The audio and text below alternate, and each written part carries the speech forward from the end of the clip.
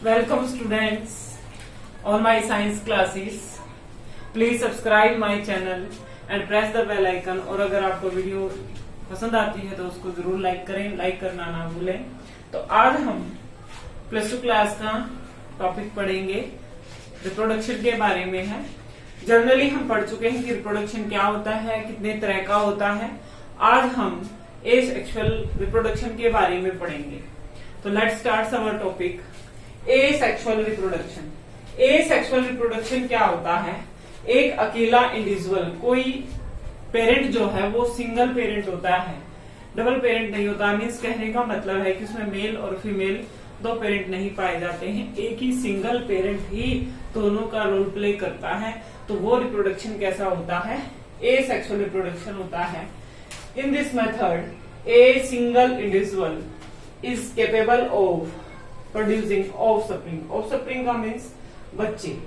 Offspring क्या होता है? बच्चे।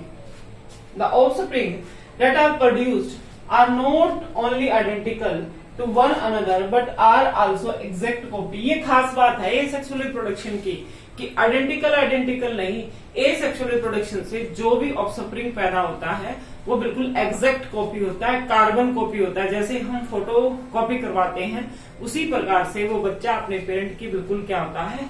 एग्जैक्ट कॉपी होता है। और ये एग्जैक्ट कॉपी होने की वजह से एक टर्म दी गई है, क्या? क्लोन। क्लोन क्या होता है? जो ये बताता है कि जो पैदा हुआ बच्चा है वो morphologically and genetically similar individual, वो अपने पेरेंट्स के बिल्कुल क्या होता है? सिमिलर होता है। मॉर्फोलॉजिकल का मतलब होता है बाहर से जो बनावट होती है ऑर्गेनिज्म की, वो किस में आती है? मॉर्फोलॉजी में आती है कि लंबा है, मोटा है, क्या शेप है, वो सारा किसमें पढ़ते हैं? मॉर्फोलॉजिकल। और जेनेटिकली भाई उसके बाल कैसे होंगे, काले होंगे, भूरे होंगे, आंखों का कलर कैसा होगा, ये सब किसमें आता है?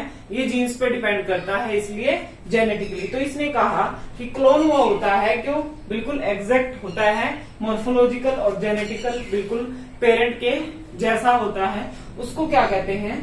क्लोन कहते हैं। आप लोगों ने पढ़ा भी होगा पहले कि शिप का क्या, सबसे पहले शिप का क्या बनाया गया था?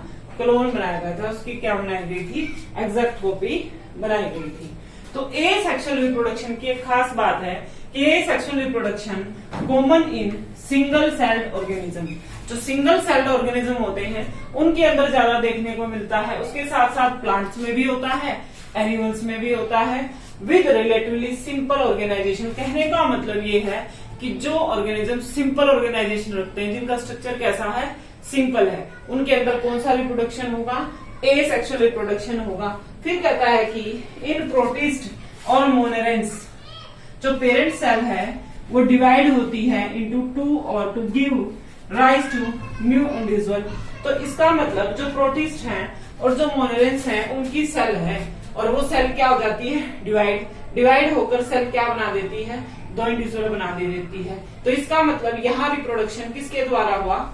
सेल डिवीजन के द्वारा हुआ। किसके द्वारा हुआ? सेल डिवीजन के द्वारा।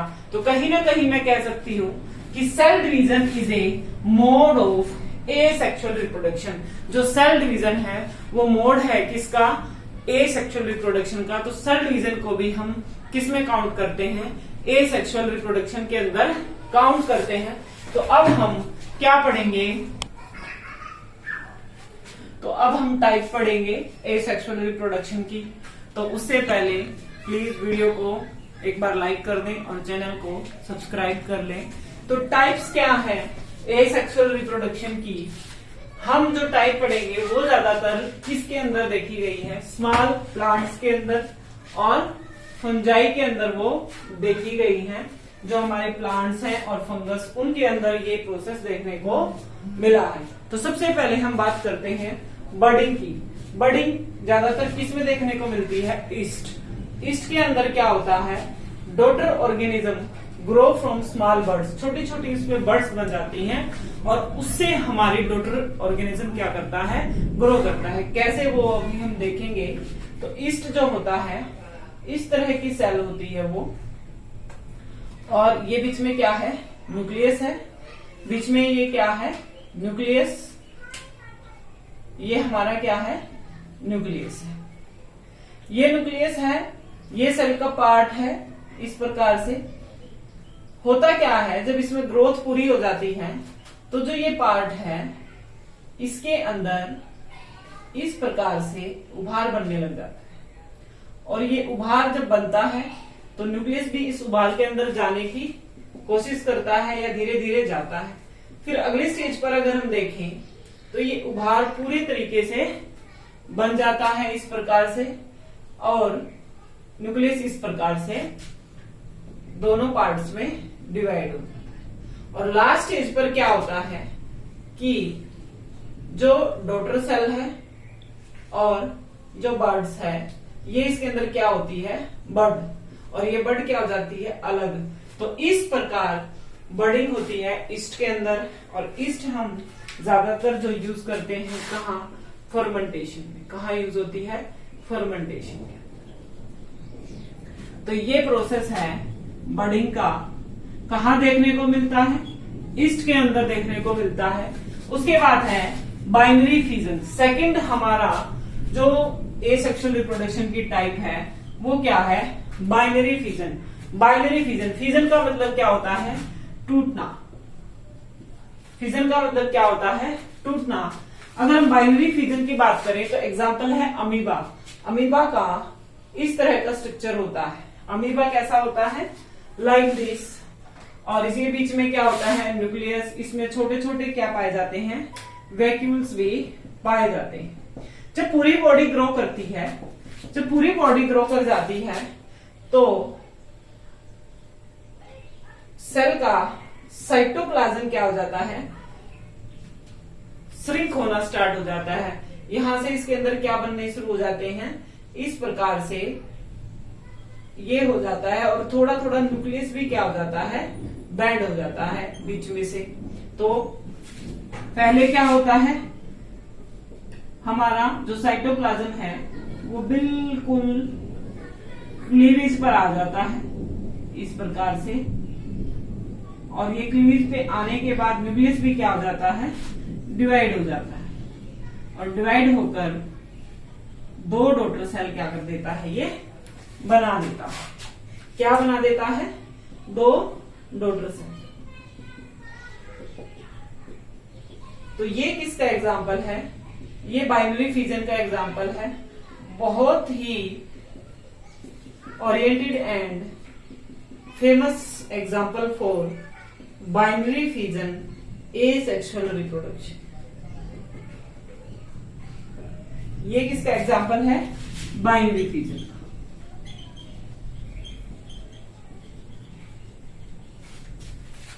तो ये हमने सेकेंड टाइप पढ़ी।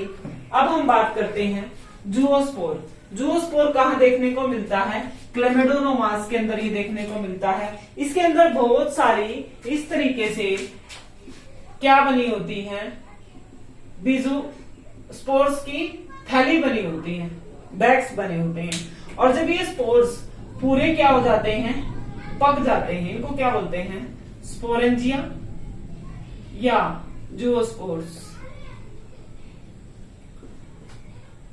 ये जो बीजुधानी है ये क्या हो जाती है, फट जाती है। क्या हो जाती है, फट जाती है। और फटने के बाद ये स्पोर्स जो अंदर बने हुए हैं ये चारों तरफ क्या हो जाते हैं, बिखर जाते हैं और एक जगह से दूसरी जगह चले जाते हैं। ये माइक्रोस्कोपिक होते हैं और कैसे होते हैं, मोटाइल स्ट्रक्चर होते हैं। मोटाइल का मतलब जो क्या कर सकते हैं, मूव कर सकते हैं, वो क्या होंगे, मोटाइल होंगे।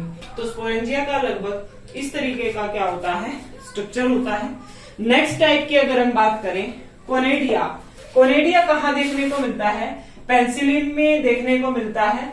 लेकिन ये कैसे होते हैं, कैसे होते हैं, ये नॉन मोटाइल होते हैं। ये क्या नहीं कर सकते, मोशन नहीं कर सकते। और एक्सोजीनस स्पोर्स इन चेन, मतलब जैसे अभी हमने पढ़ा वो तो क्या थे, सेल के अंदर बीच में थे। लेकिन ये कहाँ होते हैं, सेल के बाहर होते हैं। कहाँ होते हैं, सेल के बाहर। तो इस तरह का स्ट्रक्चर इनको देखने को मिलता है।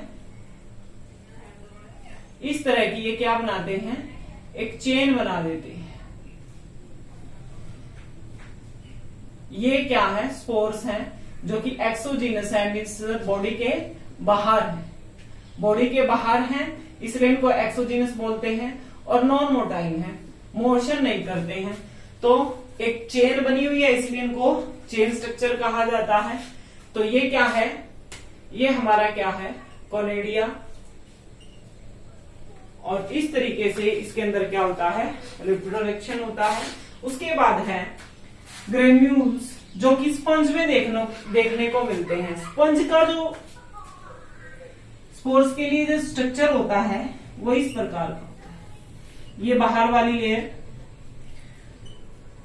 ये जो पूरा पार्ट है इसको क्या बोलते हैं, ग्रेन्यूल्स बोलते हैं। क्या बोलते हैं, ग्रेन्यूल्स बोलते हैं। और बीच में क्या प्रेजेंट होते हैं, इस तरीके से ग्रेन्यूल्स प्रेजेंट होते हैं, स्पोर्स प्रेजेंट होते हैं, जो बहुत ज्यादा मात्रा में मिलते हैं। एक दो मात्रा में नहीं, 1 और 2 नहीं है, बहुत ज्यादा लार्ज अमाउंट में स्पोर्स होते हैं। और जब ये पूरी तरह से डेवलप हो जाता है, सेल ग्रोथ कर जाता है, तो ये हमें क्या है, एक से ज्यादा सेल क्या करता है, देता है। तो ये हमने जो टाइप पढ़ी रिप्रोडक्शन की, एसेक्सुअल रिप्रोडक्शन की, कहा प्लांट्स और एनिमल्स के, प्लांट्स और फंगस के अंदर। तो नेक्स्ट हम क्या पढ़ेंगे, सेक्सुअल रिप्रोडक्शन के बारे में पढ़ेंगे, स्मॉल से हायर ओरिएंटेशन के लिए। होप सो आपको वीडियो पसंद आई होगी।